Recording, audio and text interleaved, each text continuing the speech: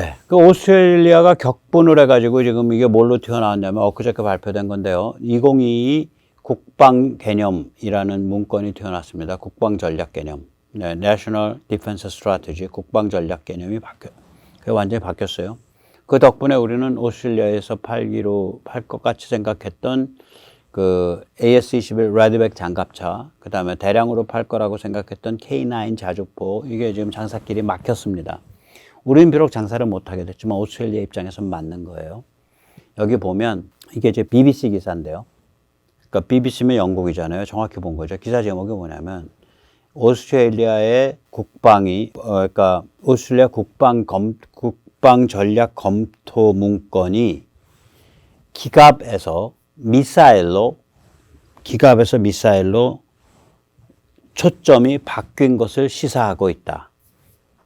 기갑 쪽 투자를 덜하고 미사일, 특히 중거리, 장거리 순항 미사일 투자를 하는 것으로 그렇게 지금 바뀌고 있습니다. 자, 생각을 해보십시오. 지금 공격 원잠 마지막 가면 8척까지도 늘어갈 수 있다 그러거든요. 오스트레일리아가 공격 원잠을 6척, 8척 갖추고, 그 다음에 오스트레일리아가 지금 그 북부 해안 쪽에 그 군사기지 투자한다는 거 아니에요? 아마 이제 노던 테리토리나 다윈 같은 데겠죠?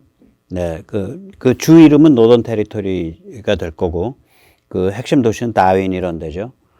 얼마 전에 다윈을 갖다가 중국에 상당히 장기 임대한다는 거 있다가 그 브레이크 걸렸잖아요. 노던 테리토리에서 임대해 주려고 그랬는데 중앙정부가 브레이크를 걸었죠.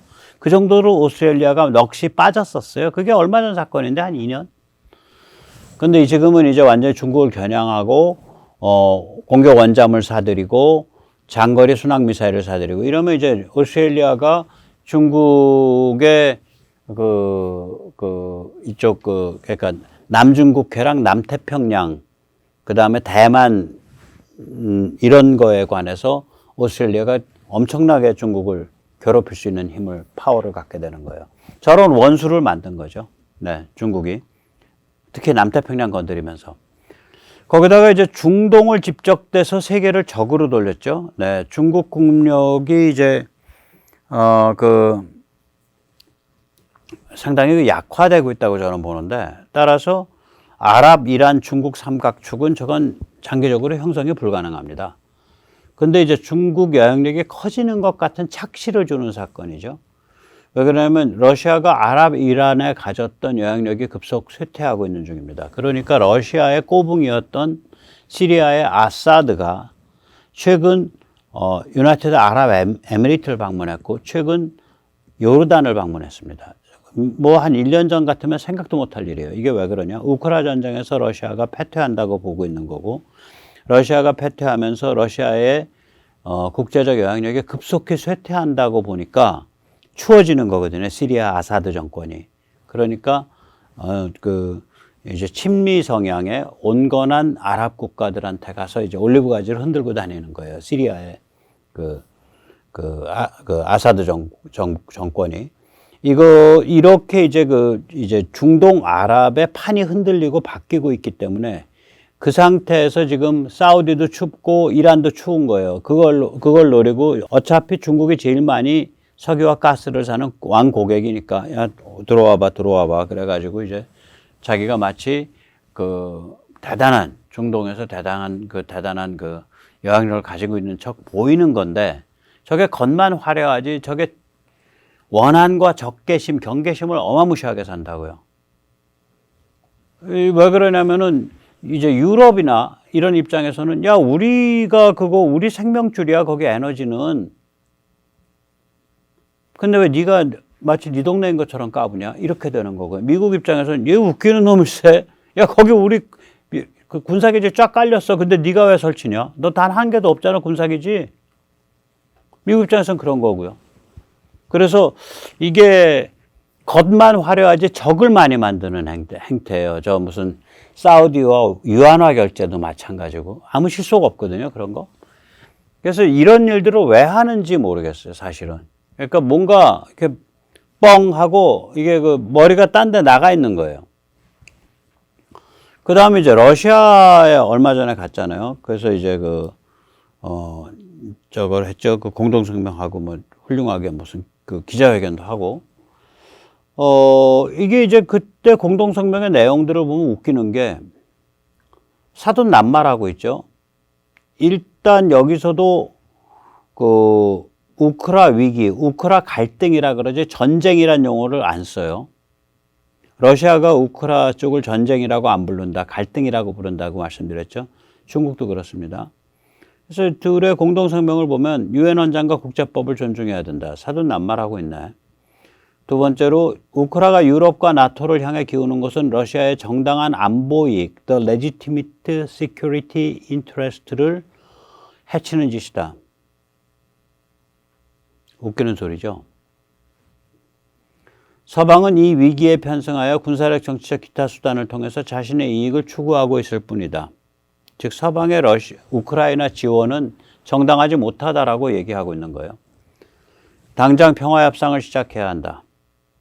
우크라 위기는 정치적, 외교적 방식으로 대화로 해결돼야 된다. 우크라 위기 해결은 간단해요. 러시아가 2014년 이전에 그 국경으로 돌아가면 됩니다. 자기들의 온당한 국경으로. 바로 해결되는 거예요. 그 다음에 이제 진영 대결 사태 악화는 자제해야 한다. 뭐 사돈낱말하고 있죠. 그 다음에 긴장이 높아지고 장기전이 벌어지면 걷잡을 수 없이 악화될 수도 있다. 촌농 겁죽이죠. 경제 제재는 미국 서방 마음대로 일방적으로 해서는 안 되며 오직 유엔 안보리 결정에 의해서만 되어야 한다. 그 안보리 그렇게 존중하는 자들이 북핵 ICBM 발사에 대해서는 사보타주에서 그 뒷다리 잡아서 마비시키나? 그러면 자 백모 같은 자가 봤을 때 이걸 보고서 야, 이 사람들 이거 돌았냐? 진핑이 이거 돌았냐? 쟤들 왜 저기 가서 저 짓을 하냐? 이렇게 생각이 되는데 이걸 유럽 사람들 입장에서 보면 열불이 난다고요. 저거 큰일 났잖아요. 이렇게 되는 거예요. 유럽 사람들 입장에서. 왜 그러면 지금 전쟁이 유럽 사람들은 저걸 유럽 전쟁으로 받아들이고 있으니까. 그런데 그러니까 뭐냐면 지금 러시아랑 손을 잡고 중러 동맹을 하자는 건지 아니면 유럽 EU를 잘 달래가지고 EU와 EU와 미국 사이에 쐐기를 박자는 건지 전략에 포커스가 없다니까요, 지금.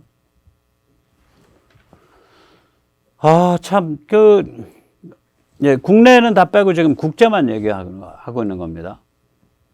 자, 그러면은 결국은 이게 뭐예요? 지금 9가지를 대충 다뤘고 제가 여기서 남태평양만 그냥 건너뛰어 버렸는데 천지사방에 이제 적을 만들었다는 얘기죠. 그래서 이거를 한마디로 하면 이 적이 그냥 다 미국 꼬붕인 것도 아니고 미국이 시켜서 그런 것도 아니고 자기 생각, 자기의 이해관계 때문에 아니 미국이 시켜서 한국이 지금 중국이랑 각 세우는 거 아니잖아요. 자기 자신의 판단과 이해관계 때문에 중국이랑 각을 세우는 거 아니에요. 큰일 날 놈들이다라고 판단하고 있는 거고. 그래서 이게 여러 각도에서 스스로 생각하고 스스로 행동할 줄 아는 나라들의 아주 결연한 저항에 지금 부닥쳐 있다. 이런 얘기를 피터 자이안이 하는데, 피터 자이안 말이 좀 과장이 많고 일방적이지만 이 대목만큼은 맞다라고 생각해서 제가 인용을 했습니다. 한번 들어보시죠. So that's kind of piece one. Piece two is look at the array of countries that are going to be doing this. The French are actually a minor power in the East Asian sphere. I would be far more concerned about countries like Japan, which has the world's second largest blue water navy, who has the capacity of shutting down the sea lanes that go to and from China without help from the United States. I'd be worried about the Taiwanese because while militarily they're not going to conquer the mainland anytime soon, they still have the intelligence apparatus operating within China already. This is the only thing that they care about, to cause a significant amount of harm and disruption and, of course, gather information for others. I'd worry about Vietnam, which has a coastline on the South China Sea that's over 1,000 miles long that the Chinese have to sail down.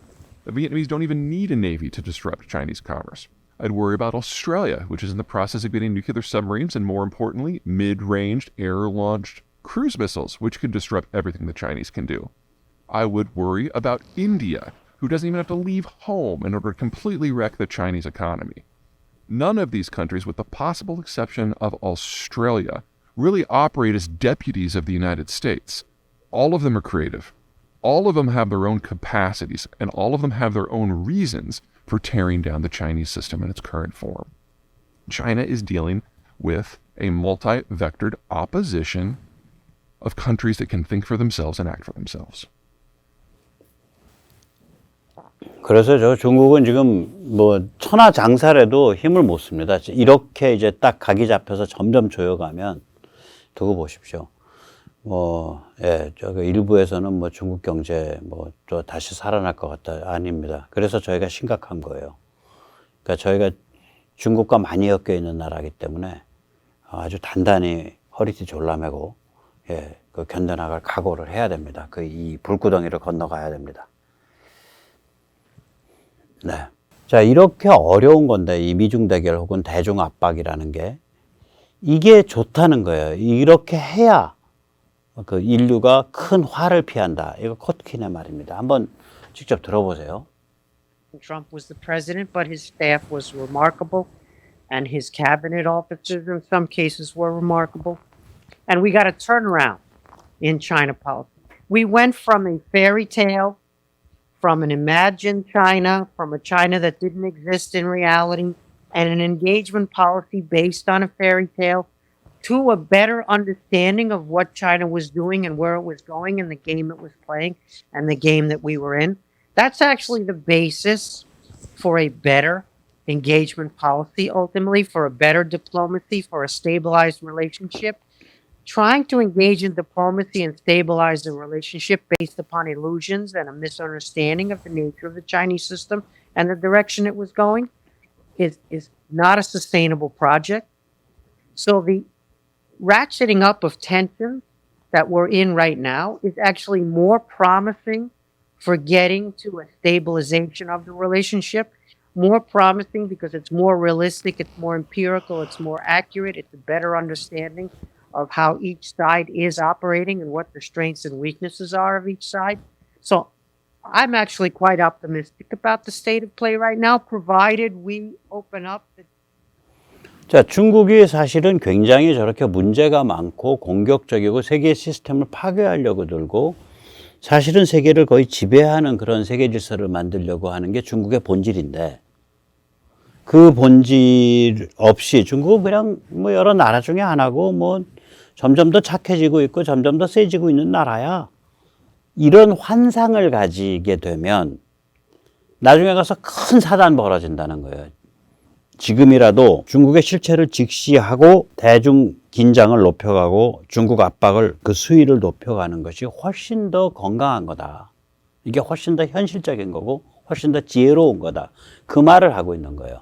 따라서 지금 윤석열 정부가 중국에 대해서 나를 세우고 있습니다. 미국 편을 들고 있습니다. 오케이. 그 중국이 어떤 나라냐는 거지. 그게 깡패고 학살자고 북핵과 미사일에 온하고 천지 사방을 휘젓고 다니면서 사고치는 중국이다라면 그 중국 바로 곁에 붙어 있는 우리야말로 중국에 대해서 날카롭게 나를 세워야죠. 그래야 평화가 유지되죠. 그죠? 그러니까 이게 그 뭐 윤석열 정부가 어쩌고저쩌고 평화 국익을 해치고 나라를 위태롭게 만들고 중국과 공연히 나를 세우고 이거 다 중국 간첩 같은 소리예요. 중국이 그냥 나라냐고. 중국이 그냥 나라냐고. 보통 나라냐고. 보통 국가냐고. 정상 국가냐고요. 중국은 정상 국가가 아니에요. 우리가 그걸 기본으로 깔고서 중국을 대하기 시작을 해야 그때부터 제대로 된 게임이 펼쳐진다라는 거예요. 중국도 몸조심하게 되고 우리도 중국에 대해서 압박하게 되고 그걸 이제 코트킨이 얘기하고 있는 거죠. 네, 아주 시원시원합니다. 그 다음에 이제 그렇다 그래서 뭐 중국을 다 멸종시켜 갖고 없을 거냐. 중국과 함께 살아가기죠. 그러면 이슈는 중국과 함께 살아가기 위해 중국과 우리가 지켜야 될 전제 조건, 공통 규범이 뭐냐. 이게 이슈라는 거예요. Under what terms? 어떤 조건, 어떤 전제 조건, 어떤 공통 규범 아래서 이 행성을 공유할 거냐. 지구라 불리는 이 행성을. 그 얘기를 하고 있습니다. 한번 들어보시죠. We want to share the planet with China. The issue is under what terms are we going to share that planet? Is it going to be what happened to Lotte World inside China and the boycott of South Korean business? Is it going to be the terms that they tried to impose on our friend Australia, those 14 demands and those boycotts? Is it what they did to Hong Kong? Are those the terms with that national security law? Is it what's happening in Xinjiang? Is it what's happening in Tibet? What are the terms of sharing the planet? 예, 아주 시원시원하죠. 한국 사정에 대해서도 정통해요. 그러니까 사드 한한령 해가지고 한국 기업 작살냈다 이거지. 그런 세상에서 살고 싶냐? 오스트레일리아한테 너 14개 조건 지켜 임마. 안 그럼 너 작살낼 거야. 라고 오스트레일리아 윽박질러는 그런 데서 살고 싶냐? 홍콩에서 그 국보법 강제하는 그런 세상에서 살고 싶냐? 티벳과 신강에서 제노사이드를 저질러도 오케이가 되는 그런 세상에서 살고 싶냐? 그것이 그런 중국을 다 용인하고 오냐오냐 해주고 우르르 받들어 모셔주는 것이 지구라는 행성 위에서 중국과 함께 살아가는 그 기준이냐 이거죠. 그런 기준, 그게 그런 식의 기준이 돼서는 안 된다. 그럼 어떤 기준이냐? 그리고 우리가 규정하는 기준을 우리가 규정하는 그러니까 international norm, 그러니까 international rule, 국제적 표준, 국제적 규약과 규범을 중국한테 어떻게 강제할 거냐 이 게임이 된다 이거예요. 그래서 이제 우리가 참 영광스럽고 기구한 운명에 있는 거죠. 바로 옆에 붙어 있으니까. 중국 공산당 일당 독재 절대 권력을 제압 순치하는 압박 프레임이거든요, 이게. 근데 그 최전선이란 말이에요, 한국인은. 이게 기구한 운명인지 영광스러운 운명인지 아무튼 살아야 될 운명인 건 맞습니다. 아무튼 우리는 운명적 존재입니다. We are the most important destiny in this age. 한국인이야말로 이 시대에서 가장 중요한 운명적 존재가 되었습니다. 네, 오늘 여기까지 모시겠습니다. 감사합니다.